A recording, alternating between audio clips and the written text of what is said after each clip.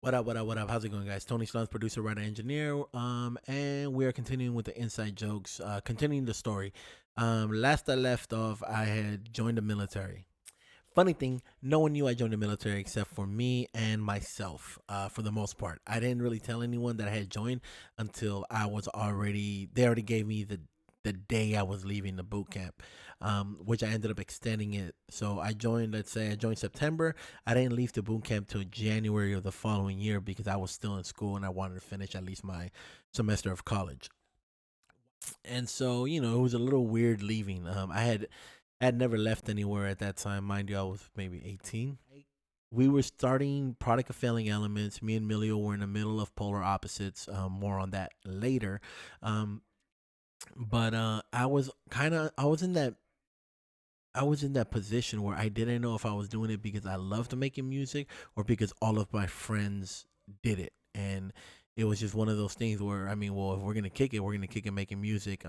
Even though I did enjoy doing it, I didn't know how much I enjoyed doing it. So joining the military to me was like this reset. I wanted to find out what was it that made me want to do this, or if it really was this. Like I was just kind of stuck in the middle of everything. I didn't know what was gonna go down. And what a lot of people, anyone who's ever left their home and been by themselves completely, you learn a lot about yourself. You learn, like, when you have no one to define who you are, you end up defining yourself, or you allow other people to define you who you are. That's why I tell people, if you're going to join the military, make sure you know what you want out of it, because if you don't, they will tell you to you what you're going to get out of it, which is not good, not ideal for most people. So I went to Fort Benning. Fort Benning is the home of the infantry. And you know what? Let's start this up. What I decided on this one, I'm not going to do any samples. I'm actually going to try making a beat from scratch. Um,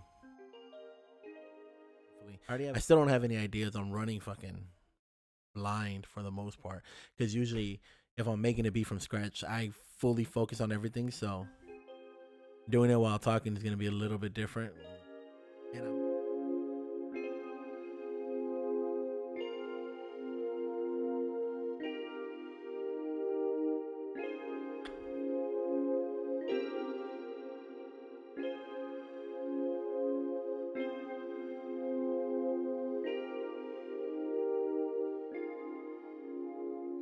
Damn, I like that. So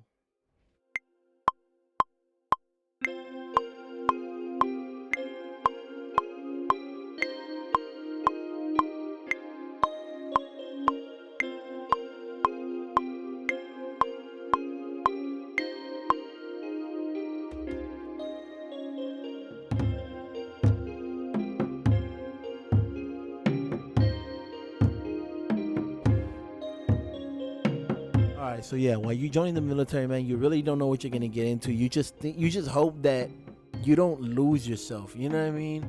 And if you do, you lose yourself in a better way than you were before. You know what I mean? So you kind of in this shit. I didn't know what I was getting into. I just didn't want to be here. And I think that's a feeling a lot of people get when they're around that age. I mean, shit, I was fucking 18, 19. And so let me move my machine over so I can get new sounds.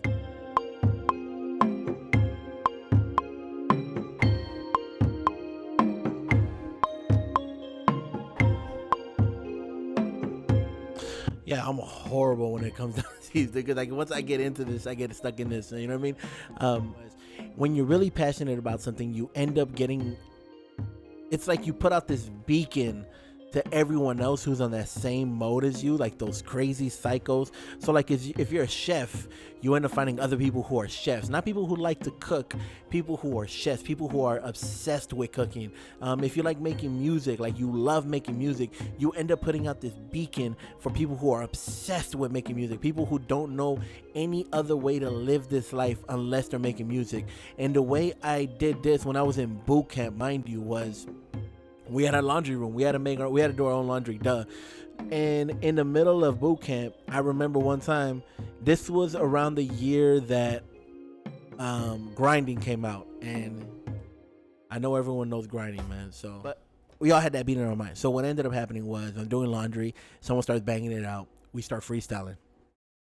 I was the only Mexican there who could one freestyle, and yeah, and there wasn't. I think around this time, the only Mexican MC who was known was Baby Bash, maybe. You know, I didn't, and I have a lisp, but I was spitting, and so I started meeting these dudes, and we end up like just like, yo, you do, yeah, I rap, oh yeah, I do this, yeah, I do that, and around this time in boot camp, at the time I was there, one, we didn't have any iPhones. That shit was not existing. The most like expensive or the high end phone we had available to us was a Sony Ericsson, which I had, mind you, gang gang. Um, I had that one, and it was just one of those things where I just, you fall in love as to why you do it. So first thing I ended up doing when I go through all the boot camp, I'm just freestyling, getting my chops up. And we're in Georgia, so when we would go like out on when we had to like go shooting or anything like that, and we were in a bus, the bus had the radio. Aside from then, we had no other access to any music.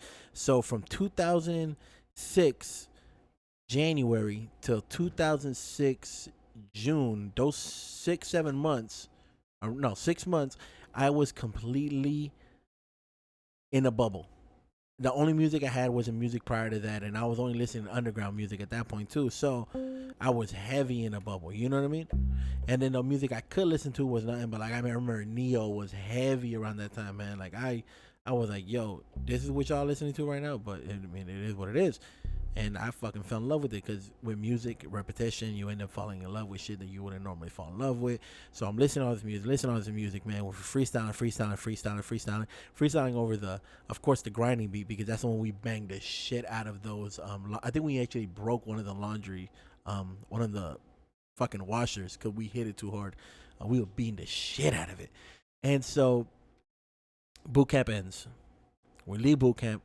We go to AIT. AIT is your school in the military where they say, all right, cool, you finish with the boot camp. Now you're going to go learn what you need to learn for your MOS.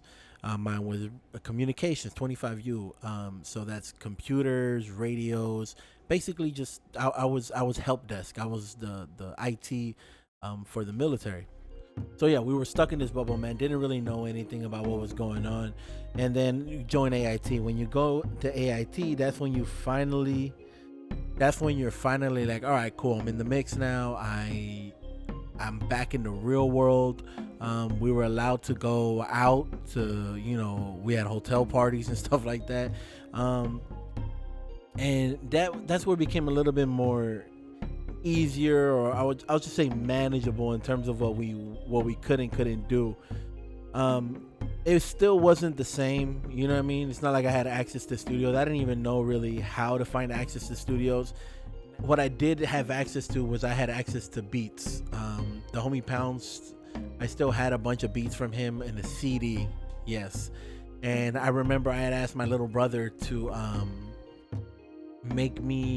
I gave him money to buy me an iPod and fill it up with music. So he filled it up with music, broke it like 1 month in, man. But that first month I had beats. And then this was around 2006. So that's when YouTube was now available, man. YouTube and, of course, the infamous, the great SoundClick. So guess what I was at? I was on SoundClick. I was looking for beats. I was looking for anything that I could use to write. And that's all I was doing. I was simply just writing. Because mind you, I was still low man in my group of friends. I wasn't really the best MC. Still, I could freestyle again, but what I didn't have flow. And I made the cardinal mistake, the mistake that I tell anyone who I work with. So I'm like, look, make sure that when you're writing, you're saying stuff out loud. And Miguel had told me about it, but I never really listened to him. And at this time, I can't really rap out loud what I'm writing, because I'm writing like journal raps. Like these are like, my real shit, and I'm going through things at the same time. I'm first time away from home and just writing, and I can't wait to come home, because when I come home, I'm gonna record. I knew I was gonna record, and I started writing other stuff. I started working on Pariah. This is what this tattoo is, Pariah. That's the first album I ever worked on for myself. It means outcast, duh. because we're all brooding and shit. So I start writing a Pariah. I start kind of getting ideas for beats and stuff like that, man. I start looking through SoundClick and I start downloading like I favorite certain beats that I'm gonna use. I know I'm gonna use, and that was all of Bootcamp and AIT. What it meant to me, what I ended up learning the most out of it was that I can't not do this. I can't not work on any type of music. Like every conversation I had with anybody eventually led to music, creating music, doing music. What have you done? Like, what do you rap? Like, what's your music style and stuff like that, man. So, but I think I'm gonna put that one on the next one, man. I gotta edit this like crazy because a lot of chaos happened in the middle of it, man. I don't even know who's still watching this stuff, man. But I thank y'all for even taking the time. So Washington is next, and yeah, man. See y'all then. Here's the beat.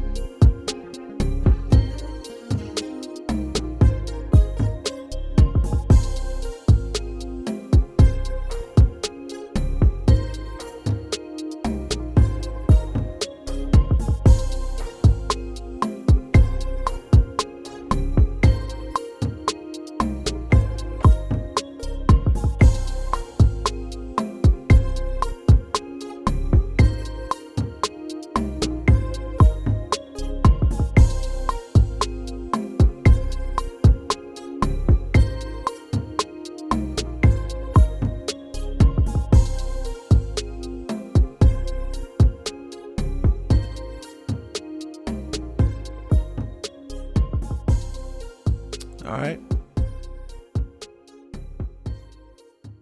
Thank you.